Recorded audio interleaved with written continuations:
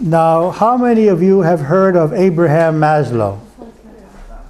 Okay, important professor at Harvard University, who said, you know, we've got a whole system of psychology based on ill people. That can't give us a representative perception of mankind, I mean men and women. And so he made a study on self-actualized persons, people with high self-actualization. And what did he find common in those people? Self-actualization means people who were very successful, very capable, happy, high achievers, people that were not ill, were the opposite of ill, opposite of having problems, satisfied with themselves, with life. And you will see the description, what he found common in those people, so that we can understand what we are talking about with the concept of evolution and getting free from these negative perceptions. What will happen? First of all, a superior perception of reality, that is, less distortion through fears and complexes. So it's what I said earlier, because these fears are not being affected, the first two belief systems, what is happening is coming through, and I'm seeing things more clearly. Not so much affected by my programming. Second, greater acceptance of self and others. This is very important. To be accepting of myself and accepting of others. We all have faults. Anyone here has not made 1,000 mistakes? How many mistakes? Who's made 1,000 mistakes? 1,000, maybe more. 2,000? More. Okay. It's the nature of the human mind. We are all worthy of being loved and accepted as we are. And everyone that we know, because of our divine nature. Who knows? Who knows this? All the great teachers. All the great teachers teach the same thing. We are divine beings, temporarily playing these roles, but our inner nature is divine. Our inner nature is the light before it goes through the film. We're looking at what happens after the film, after the mind, after what we call the causal body. I believe that we are divine. You have the free will not to believe it. You don't have to believe anything I say. Okay? But after 45 years of not doing much else, only searching psychologically and spiritually, I have come to that conclusion, that each of you is divine. Your actions may not be very divine, the thoughts may not be very divine, but that being behind all of that is divine and always deserving. We have to separate worth and ability and morality. They're three different things. Okay? We often identify self-worth with ability. If he's able to do things, he's more worthy. Okay? So does that mean that a person who is very capable is more worthy than a little child who cannot do anything?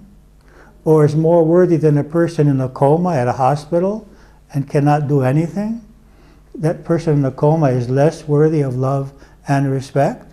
Can't do anything, doesn't offer anything to anyone, costs about $2,000 a day to be there. And yet we continue to love and respect that being. Why? For his presence, for his nature, okay? His inner nature. Okay? So our inner nature is the same, whether we're able or not able. And if you can believe that, you may not agree with this, if I'm moral or immoral. It depends on how you define worth. Okay, what I'm saying is worthy of love and respect. Maybe I'm not worthy of responsibilities. You're not going to give someone who is not able, you're not going to give him responsibilities. Okay? Maybe I'm not worthy of trust because I have stolen or I have harmed you in some way. So these are separate things. One thing is to be worthy of love and respect. Another is to be worthy of responsibilities. And a third is to be worthy of trust. We can love and respect someone without giving them a position of trust or responsibility in our lives. We have to separate that. So for me, everyone is worthy of love and respect, whatever they do. They may not be worthy of my cooperating with them on a certain endeavor or living in the same house or something like that. Okay, so greater acceptance of self and others. And these go together. The more we accept ourselves, the easier to accept others. Okay. You said three things about not being worthy. Worthy of love and respect. You said three things. And then worthy of responsibility. Responsibility. For example, you're not going to make president of the company someone who doesn't know how to be the president of the company. He's not worthy of more love and respect, but he's worthy of the responsibility. You understand? The other person who is cleaning the floors is equally worthy of love and respect, in my perception. Okay? And then there's morality. Okay? Now, as I said, you don't have to accept anything that I say. Okay? What about for a murder for you? Murder. The murderer is also worthy of love and respect. He's not worthy of freedom. He shouldn't be walking around until he gets healed. Actually, someone murdered my father in Beirut. My father was the dean of students at the American University in Beirut. Yeah, he was for 18 years the dean of students there. And one day a student walked in his office and shot him. The student was upset about his grades. And so I don't believe this was a chance situation. This being, he was a Jordanian student, deserves my love and respect. He doesn't deserve to be free until he is healed of this illness which caused him to shoot people. So I have no negative feelings towards him. But first of all, I don't believe that one person can create the reality of another person. So this is another question we can talk about later. For me, my father chose that way to live, to leave the physical realm. And this person was the means. Should he go to prison for that? Yes. Yes, he should. But he was not the cause. So this is a whole other question. I believe that we are never, no one else is ever the cause of our reality. Their actions can be unjust, but injustice cannot happen to us. Why? Because I believe that the causes of our reality are what I said earlier: cause and effect, soul choices, and the reflection of what I think. So am I responsible if I behave unjustly to you? Yes. That irresponsible behavior will come back to me, but I'm not the cause of your reality. This is an interesting concept, because with this concept, there's no such thing as feeling injustice or anger or hurt, because I believe that the universe is just. And also there's no guilt. So with this way of thinking, actually, forgiveness becomes automatic. Because I have nothing to forgive, because no one ever actually did anything to me, and I never actually did anything to anyone else. I'm responsible for my actions, and those actions will come back to me someday. Now I realize that this kind of thinking may be strange for you, but it's the conclusion that I have come to after all these years because if karma does exist, and if we are the creator of our realities, then no one else can ever be the creator. There can only be an actor, the means for us to experience some opportunities for growth. Really, there is nothing happening here but opportunities for growth. There's nothing else going on, really. Marriages are opportunities for growth. Divorces are opportunities for growth. Children are opportunities for growth. Betrayal. Life, betrayal is an opportunity for growth. And the death of a loved one is the greatest opportunity for growth.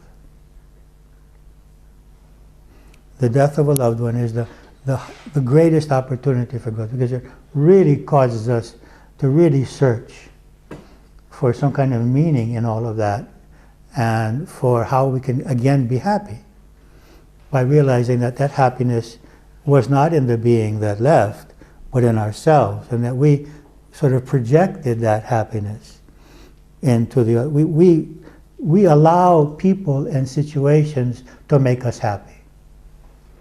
And we allow people and situations to make us unhappy. It's all our creation. Okay, let's go back to the self-actualized persons. Increased spontaneity, greater freedom of thought. I hope you like to dance, because we're going to do some dancing in the evening, which is a nice spontaneous way of. Increase in problem centering, the ability to go to the center of a problem. Okay? The mind doesn't get lost out here. But what is the situation? What is the problem? What is the solution? Increased detachment and a greater desire for privacy. One of the qualities that I found. Less attachment, but an increased need to have time by himself. I would call this time for centering, time for creative intuition, for time to come in contact with my inner self and begin to clarify things, what I want to do. Greater increased autonomy and resistance to enculturation. This is very important. That is, this person doesn't reject society, okay? But he thinks for himself. And there may be some things he would agree with, but there are other things that he doesn't agree with. He allows himself to have his own belief system and to live by that belief system. And this is not easy, okay? Because the tribe, how many of you have followed the teachings of Wayne Dyer? Wayne Deere, I think you say. He says it Dyer. He talks about the tribe. He says society is like a tribe. You know, a tribe is these, the nomads, the Bedouins, for example, okay? That you really can't exist in a tribe and think differently. It's difficult. And the main punishment in the old days was to be ostracized. It was like death. To be ostracized, to be thrown out of the society. So there's a great fear of thinking differently. Okay? And what he's saying is that the self-actualized people have overcome that fear. And when you accept that you are different, people have no choice. It's when we're in that stage in between where we're fearing, but I don't see it that way, I don't think it's like that, the way society is seeing it. Then you get this bombardment of reactions against you because you're not sure yourself. But when you become sure, then everyone stops bothering you. Okay, he's crazy. He eats only vegetables. He thinks about these things. He doesn't believe in social life. Don't even ask him. Okay, so you create that reality in which you are free to be who you are. And no one rejects you anymore because you accept yourself as being different. Well, the self-actualized people are like that. They don't fear being different. 7, greater freshness of appreciation and richness of emotional creation. They're appreciative. They feel gratitude. And I think gratitude is one of the most important emotions. And you probably know by the law of attraction that gratitude is what empowers you to bring more of what you like. How many of you have seen the movie or read the book, The Secret? Okay, so you know about gratitude. The more gratitude I feel, the more I attract from the universe whatever I need. Now, he found something else, a higher frequency of peak experiences. Now, what is this peak experience? He labeled this, it's an experience with the dissolution of self-boundaries, and an experience of oneness with the environment. And these people were reporting this. I had this experience in which I couldn't sense the difference between myself and the people around me and nature. And so that illusion of separateness disappears. And he calls it peak experience. It happens in nature more easily. Some people have reported this during the sexual intercourse, especially women, having lost the sense of self. Okay? So the loss of sense of separation and self is the peak experience. And these people had more, and this of course a meditative state, which we arrive at in meditation, in which we lose a sense of time and space and oneness with all. Increased identification with, yeah. Before moving to that, talking about peak experiences, are we talking about the ones that are challenging only? No, these wouldn't be challenging. They could be challenging for someone because it's something different, but they're usually very beautiful experiences. No. Such as? Similar to an orgasm from the point of view that you are losing your sense of self and control. You're becoming one with everything around you. Have you read the book, The Celestine Prophecy by James Redfield? Okay, in that book, he describes a peak experience. It's the fifth insight. That's another seminar we could do at some point. Where and sometimes it happens to people in danger also. Danger can bring this up. And he was in danger, and then he just experienced his oneness with everything and the loss of separate identity. Okay? Can we arrive to this weekend, you know.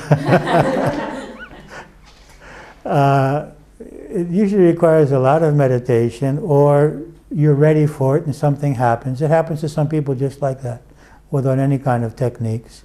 You never know when it's going to happen and how it's going to happen. But meditation is one of the better preparations. Dance.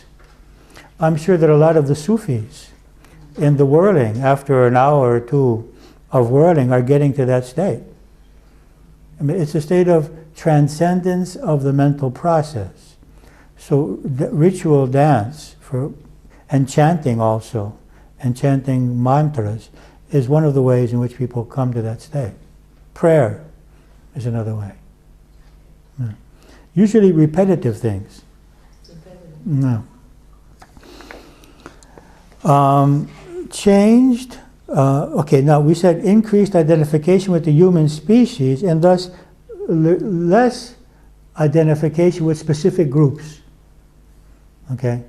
So he's not taking the part of this group against that group or that group. I mean, all religions seem acceptable, all political perceptions, all social groups. I'm seeing a human being. I'm not seeing a religion. I'm not seeing a political party. I'm not seeing an educational level. I'm not seeing a monetary level. I'm seeing a human being. Okay? Is it empathy at the same time? You could call it empathy. Yeah.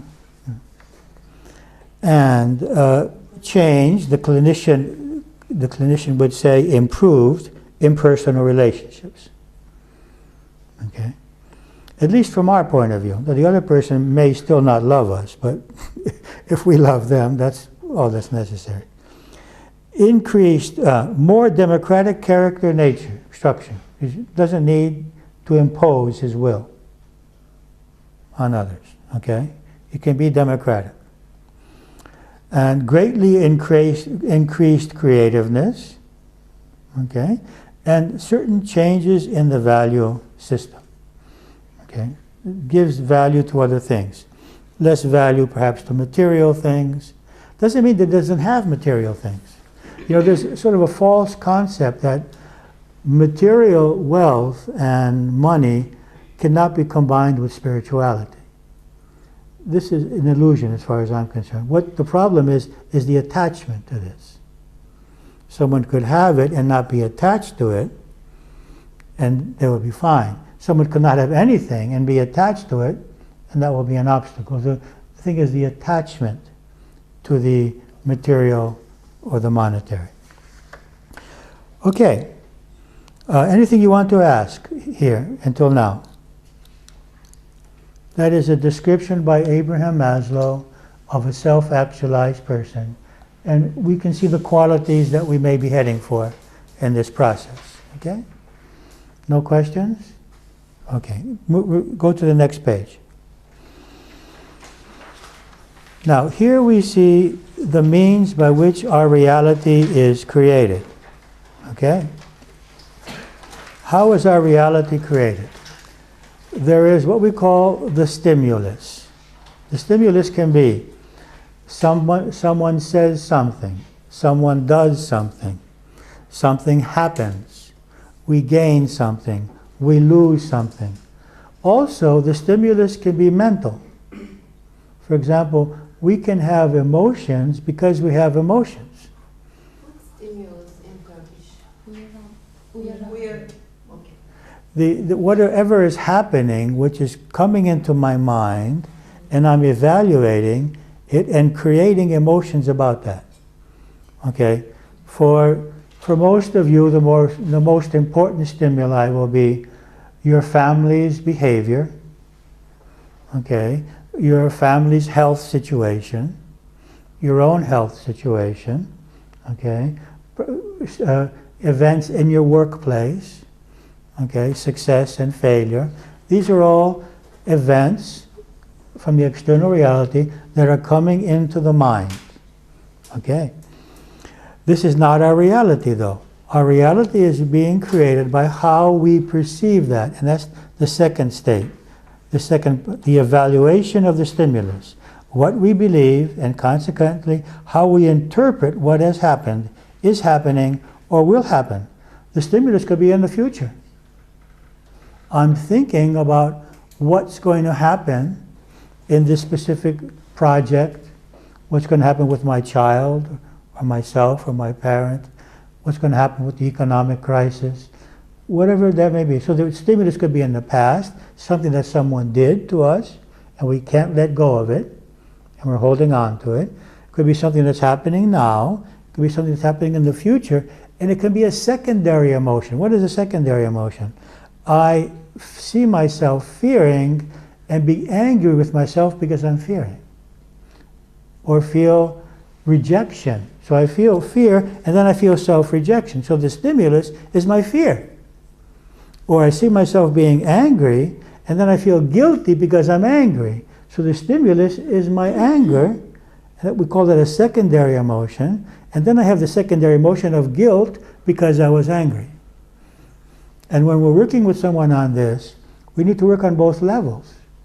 The primary emotion, and what is the primary stimulus, and then the emotion that I have because I have the emotion. Why is this important? Because if I don't accept that I have the emotion, I can't let go of it.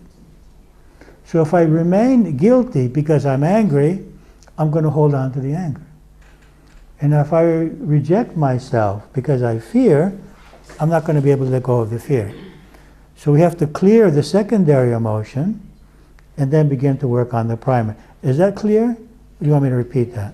Yes, please. I mean, are we talking about some kind of projection, like I'm angry to something and I'm showing the something? Okay, you are angry about something. How do you feel about the fact that you're angry? Do you accept being angry? Or you feel guilty because you're angry? Or you're angry at yourself because you're angry? You could have a secondary emotion, you could not have a secondary. It's not that you have to have a secondary. Sometimes I may have some, Right. but I'll give you an example. Anger is always a secondary emotion. Okay?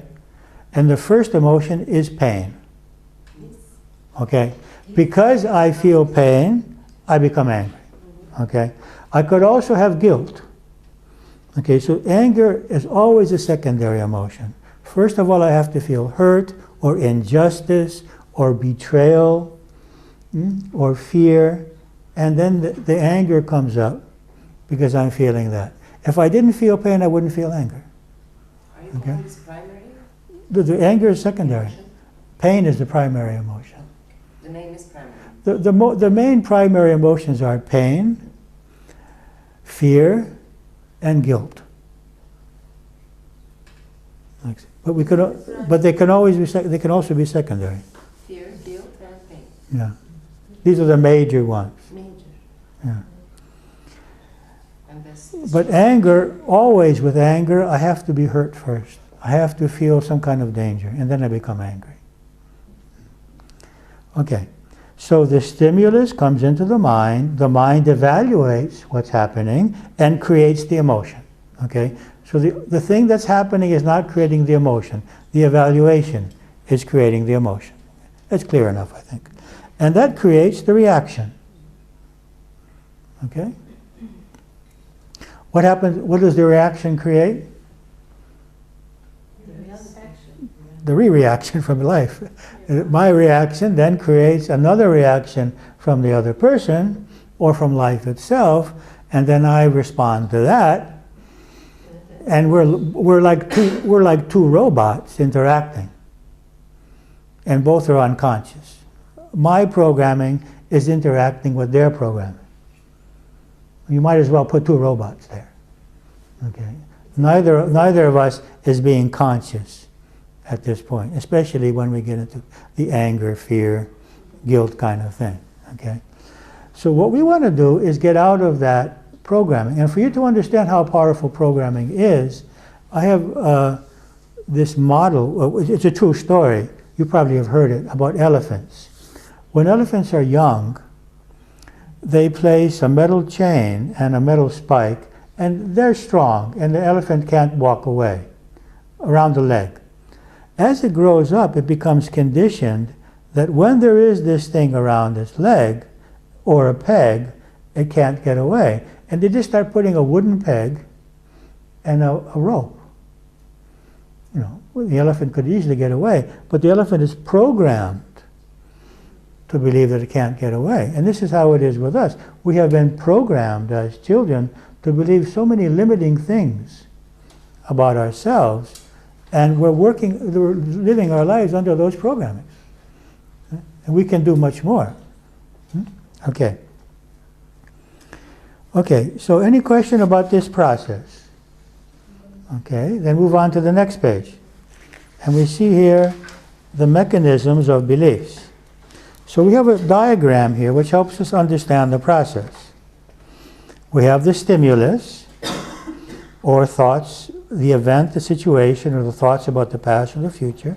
That goes through our belief system, which you can see to the right. I have separated into those four categories: emotionally charged impressions, false childhood conclusions, logical perceptions, and spiritual beliefs. Okay? And that when the event goes through the programming, it creates the emotions in the box underneath there, and that creates our reaction, and our reaction then goes back to the stimulus. Now, what do we try to do to create happiness? What do most people try to do? Change the stimulus, right? Get the other person to behave differently. Anyone successful in that? Okay. Okay. In fact, if we have time, I will teach you the Ho'oponopono, which is the most effective way to change other people's reactions by not asking them to change. By asking us to be freed from whatever in us is contributing to their behaving in this way. Okay, so we're going to change that now. I'm going to say, okay, how can I change the beliefs? What I need to do here is change the belief. The belief is what is causing the behavior, and the belief is what is interpreting the behavior or the situation. It doesn't have to be behavior, it could be anything. Okay? And I'm going to give you a chance to do that analysis now. Move to page 4. Now I'd like you to choose something which has been bothering you recently that you would like to analyze. It's important that you choose something important because we're going to do EFT on that eventually, and we're going to do other techniques on that. So the stimulus, I want you to write the stimulus there. Okay? You will write in Turkish. You don't have to write whole sentences, just so that you understand what you're working with. What emotions you have, and then what I believe about that stimulus, which makes me have these feelings when in contact with the stimulus, or when I think about it. Then 4, how I react, internally and externally. Now, internal reaction would be, I tighten my stomach, my blood pressure goes up, I get a headache, I feel fear. An external reaction would be I shout, I walk away, I speak, I communicate, okay? Whatever I do externally. 5, how others react to me when I react in that way. 6, how would we prefer to feel and react? And then last, positive thought forms or beliefs that will help me to react differently. So what do you need to believe? What is that alteration in your belief system which will free you from this whole thing? Because for me, this whole thing exists for one reason. The change in your belief system, because there's nothing else. There's really no reality out there. There's only our belief system, which is attracting and creating it. So the only thing that we're really doing here is changing our belief system. So every event and every situation is an opportunity to say, how could I see this differently? How could I see myself differently, this person differently, what is happening differently? And then we will discuss that. So I want to give you some time to do an analysis on yourself now, and then we will see how to use that and how to do EFT on that and other techniques on that, okay? So those of you that, there's another, behind that there's another page in which it's empty, and you can also fill in there if you prefer. You can use the one page or the other. The second one is the diagram in which you fill in the stimulus, you fill in the beliefs, you fill in the emotions. And that's something that you could even give to your clients and help them to understand. But what happens? Someone comes in, and this happens in our groups, and they start telling this huge story. And my husband did that, and my child did that, and they're in this, lost in this whole thing. It's okay, let's fill out the boxes. What is the stimulus? What are the emotions? What are the beliefs? Because a lot of people just want to tell their story, and they don't want a solution. Because the story is what gives them importance. The story is they are the victims. And the victim is always the good one. As long as I am the victim, I am good. And so a lot of people don't want to let go of the role of the victim. Okay? And then there's the better role even, the angry victim. So I'm worthy because I'm the victim. I'm right because I'm angry. Right? Whoever is angry is right. Whoever is the victim is good. Okay? And a lot of us just want to repeat that over and over again. How much injustice I am experienced or have experienced in my life. And some people have contests. I don't know if in the 50s in America, there was this show on television, Queen for a Day. And what would happen is the 3 women would come out. I don't know why it was always women. Well, it was Queen for a Day, it has to be a woman. And they would tell their story about how difficult their lives is. And then after everyone told how difficult their lives was, the audience would clap for one or the other, and according to the clapping, the one who had the worst story, the most difficult life, would get all the gifts. A refrigerator, a TV, a video, and all these things. So we're playing the same game. People get together and they share how difficult their husbands are, or their lives are, or their children are, and whoever has the worst life gets the gift, okay, which is the pity or okay, you got the worst reality. Okay, so there is an intrinsic resistance to letting go of the role of the victim and the role of the angry one. Because if I'm not angry, how am I going to protect myself? I need anger. I can't imagine protecting myself in another way. Yeah? So let's do this initial analysis. You can either fill out the questionnaire or the page with the boxes. See what you prefer. Okay? Any questions before I give you some time to do that? Okay, so take some time now.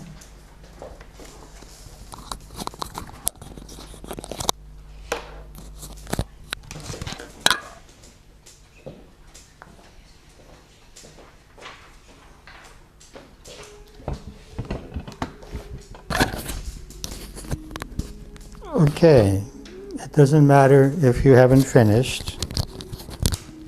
It's something you can do at home, and we can do other things here together. This is a very important aspect of the work, being able to identify beliefs for yourselves and for your clients. You need to be, and working on ourselves is integral to being able to understand the others. So to understand what are the beliefs that are causing their discomfort in life, and what alternative beliefs there are. But in our center, for example, I have about 60 life coaches who work with me. I've trained them, and they work with me. And I'm also training life coaches on the internet. And we never give advice. We don't know. We don't know what the other person should do. We use active listening. We ask questions which help them understand what they're believing. We sometimes may say, do you have this belief? That's about as far as we will go. Could you accept this belief? Would you like to think about that? As a question always. In order to help them to decide themselves what is the belief that's causing their pain and what alternative belief will free them. Because what I have seen is that 10 people with the same problem have 10 different solutions. And because one solution worked for me, it doesn't mean it's the solution for the other person. Okay? So we work with questions. And that's what we're going to ask you to do now. You're all going to become coaches, one to the other, and you're going to make pairs. And one person is going to say, okay, this is what I have discovered until now. And the only thing you're allowed to do is to ask questions. Are there any other beliefs? Are there any other emotions? What do you believe which makes you believe this? And what do you believe which causes you to believe this, which makes you to believe this? Okay? Going deeper, helping them discover the deeper beliefs, and then towards the end of your discussion, it'll be about 10 minutes for each person. Okay? Don't go away. Don't digress from this function. We're just asking questions. And the person who is the subject of the analysis will write down the new things that he or she discovers. So if you discover a new belief, you write it down. Okay? And your goal is to arrive at a list of positive beliefs, alternative beliefs, that this person could use in order to become free. And then we'll see how we use that belief eventually to strengthen that belief. Okay? We're going to change the belief. Okay? So is it understandable that you're going to get pairs, and one person will start, you will read your analysis, and the other person will only ask questions. And then everything new that you discover, you write it down so that you complete this paper more deeply. Any questions about what you're going to do? Okay. Question or comment? Yes. We don't know each other. That's even better if you don't know each other. And it's better to do with someone you don't know, actually. Right. Okay. So we didn't make an alignment about keeping confidential. Okay. Very important. Total confidentiality. I don't think it needs to be said, but we're saying it. We're here to discover ourselves, so anything that you share never leaves this room. And that confidentiality means you don't even discuss it between yourselves. Okay? Even with someone else that is here. Okay? Is there anyone that cannot agree to that? Okay. And also share what you feel like sharing, what you can share. Okay? Okay, confidentiality. It's important that you said it. Okay. Okay, so make couples and start.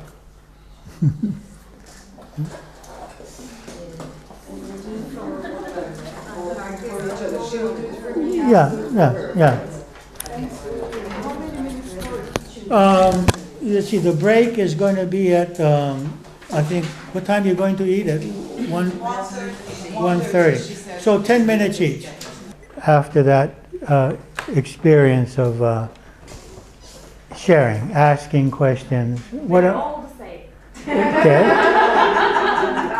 Very, very important realization. We're all the same, yes. What else do you feel or experience? Huh?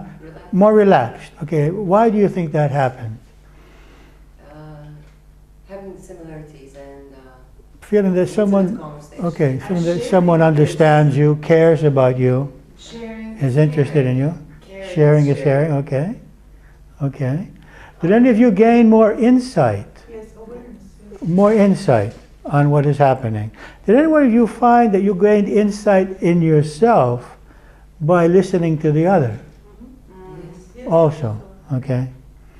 Okay, so what have we done now? We have established how the mind works. There's the stimulus, there's the belief system, all these filters that it goes through, there's the emotions that are created, and the reaction. We want to help ourselves and the others understand this process, how they are creating their reality with their beliefs. And then we want to help them find alternative beliefs. Now I've given you a large list of beliefs here that may be helpful. I mentioned earlier, page 6, list of possible beliefs, what I call mistaken childhood conclusions. Okay? And you might want to look through that, see which of those you may have, and those people that you're working with. How many of you are working with people, what their beliefs might be.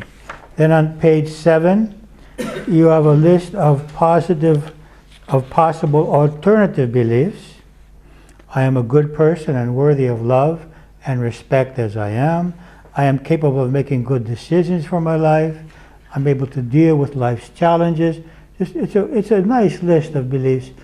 Consider which of those you would like to strengthen, because we're going to talk about strengthening beliefs. Okay? Now the next page, on page, yes? Can I ask a question?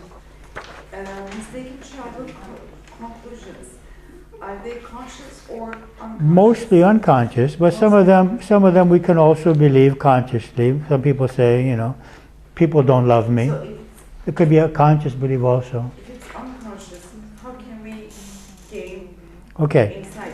where there is smoke, there has to be fire. I don't know if it's a Greek saying, okay? I don't know if it's also a Turkish saying. Exactly. Yeah, okay. So if there is an upset, if there is pain, then there's got to be a reason for the pain. I can't find it in the conscious mind, then I can only assume that there is something in the subconscious.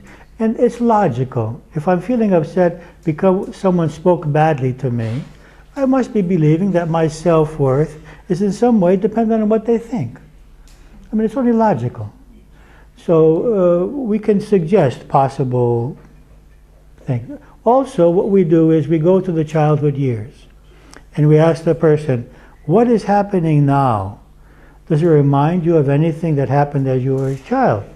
Can you remember any childhood experiences in which you had similar emotions?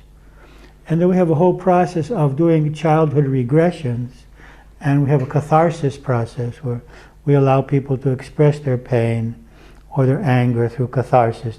They may cry or shout. And then we work on healing the past. And how do we heal the past? By reliving it with the wisdom of the present. So what we do is we go back and relive the event or the situation and bring the wisdom of the present into the past. So what we're doing is essentially we're changing the past. Why? Because the past doesn't exist. The only thing that exists is my interpretation of it. That's all that exists.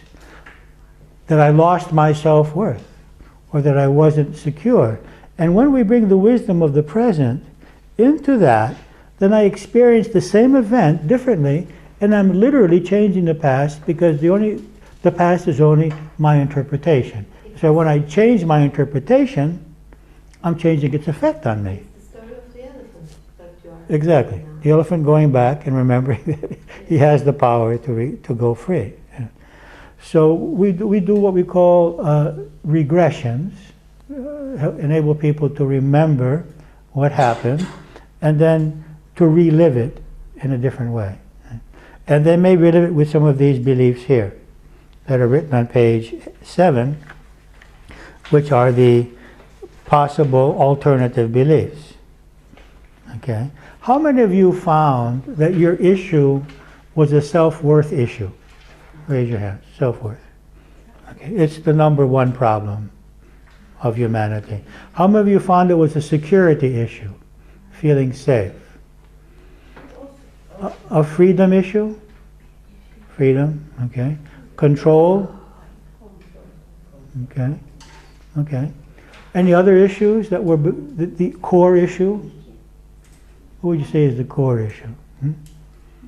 Something different from self-worth or security? Huh? What? Okay, ability, okay. Which might have to do with self-worth and security also. Okay. Any other kind of issues? So mainly it's self-worth, security, freedom, and control. Now take a look at page 8. Here I have given you, except for a list of emotions, a list of possible spiritual beliefs which you may or may not want to accept. Okay, for example, there is a God, a divine loving being or universal consciousness with which I am directly connected. I don't need anyone else to connect for me. Okay, I have direct ADSL to God. It's always open. It's there. Now, when I say God, I don't mean this guy with a beard and a white robe. Okay, I'm talking about a universal consciousness, a presence in all beings, in all religions. No religion has exclusivity on this being, okay? And we are this being, as far as I'm concerned. We are that consciousness, okay? Secondly, there is a hidden justice in the universe which allows only that which is just and good to happen to me, even if it is difficult for my mind to perceive it in this way. How many of you believe that? How many have difficulty believing that? I'm going to give you a small example. Say a bird comes into this room, okay? Now how many of you would like to eat it? No. Anyone want to kill it? No. What do you want to do? To free it. Does the bird believe that? No. And what does it do? It hits itself on the wall, on the ceiling, it beats itself up because it has no faith in your intentions. So this is how I see life. The divine comes to us and says, you know, I'm going to take your spouse, or I'm going to take your fortune, or I'm going to take your health for a period of time. And I'm doing this to free you from the illusion that your self-worth or your security or your happiness actually depends on these things. Because you can't experience what you really are as long as you are dependent. So this is the hand coming down, trying to free me from this place where I've gotten in, and I have no faith in that hand. And so this is horrible. This is punishment. There is no God. There is no loving God. There is no justice. This couldn't be good, this unpleasant event. So if we see it from that point of view, that we are this bird in the cage, in the room, and that life only wants to free us, and that means realizing our true spiritual nature, we will see all things as love. All events. Doesn't mean that we need negative situations to grow. I'm not saying that. We can grow very well in positive realities. And I suggest you create the most positive reality that you can create. But when things don't go well, don't think it's a punishment. And don't think there's something wrong. It may just be, I believe it is, what we need to realize what we really are. Something much more powerful and worthy and beautiful than we thought. Okay, so that's number 2. I and my loved one, number 3, are immortal beings. We do not die. No one dies. We simply leave this plane and continue to exist on another non-physical dimension, which according to many sources is more beautiful than this one. Anyone believe that? Nobody? Okay. That there is no death, that there is eternal life, okay, and that the other dimensions are even more beautiful than this one. We don't know that yet. Okay, that's why I put it in a belief. Okay, I didn't put it in the... It could be worse, they would come. Okay. 4. Life, the universe, God, is benign and loving, and gives to me and my loved ones only what is beneficial for our spiritual development. Sometimes that will be pleasant for my body and mind, and other times it will be unpleasant. But it will always be what's best for me and my loved ones as souls in evolution. So I put this as a list of things that we can't prove, okay?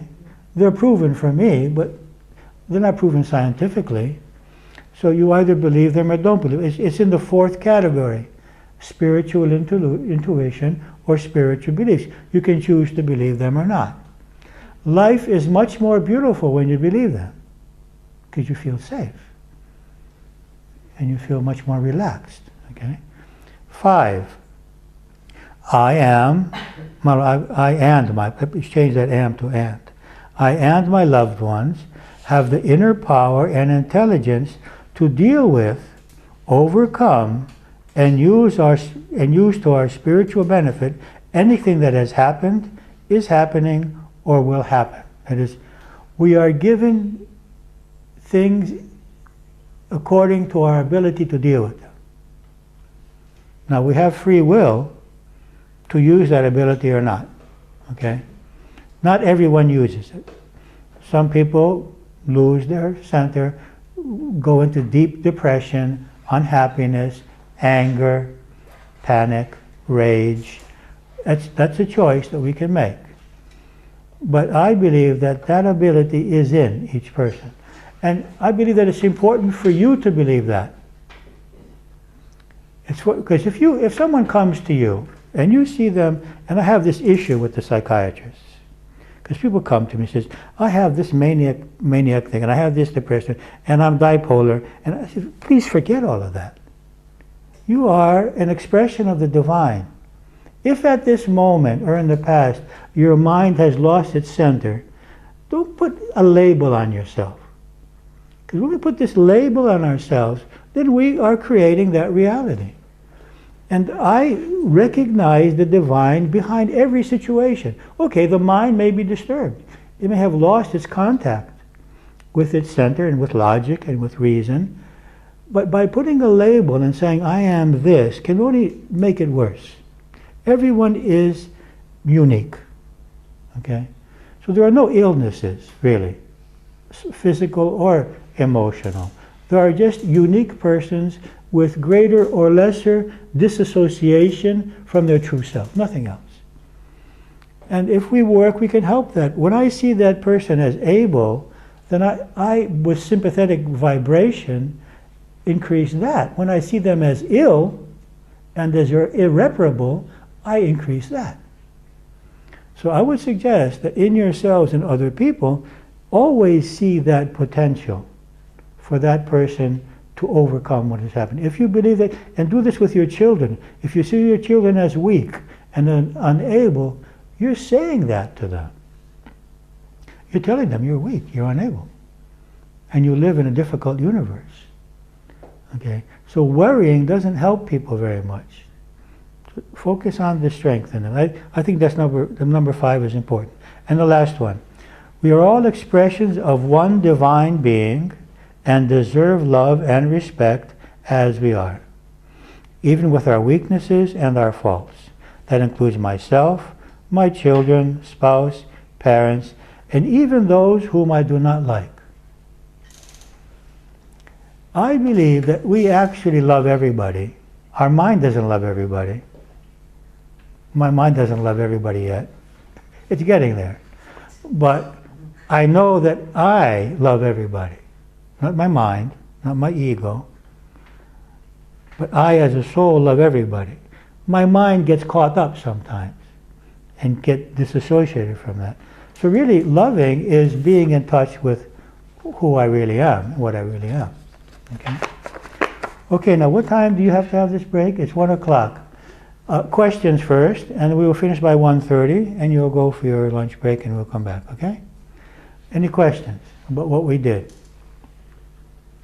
And page 9 has a list of possible reactions. Okay, so this is material that you can look at in your own time. It's a lot to read. I hope that you will read it and study it. Just one question. You say that labeling is not good, and I agree with you, but in order to solve the problem, don't we have to label this? No, I don't need labels. I just say, okay, what are you feeling? What causes you to feel that way? What has happened in your life? I don't need a label. Okay, read through this material. This book here has a lot to do, this is the main book about what we've done until now, okay? The Psychology of Happiness, okay? And it's got a lot of case examples inside also, besides the teaching, okay?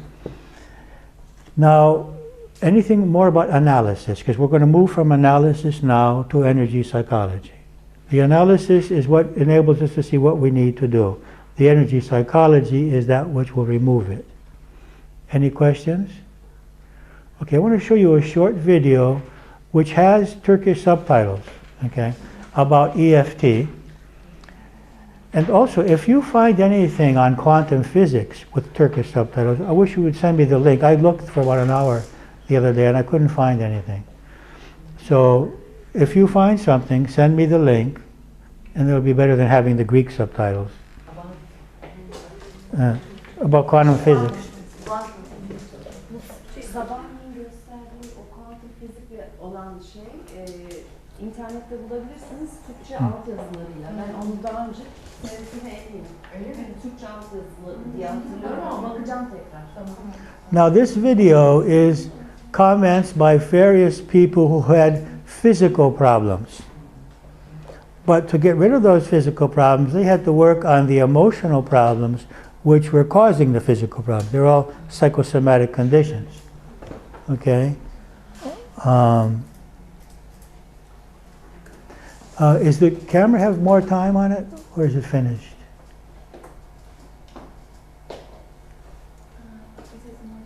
How much does it say? It says a number on 3 minutes. Okay. We don't need to record the movie anyway. Just let it play out. Okay.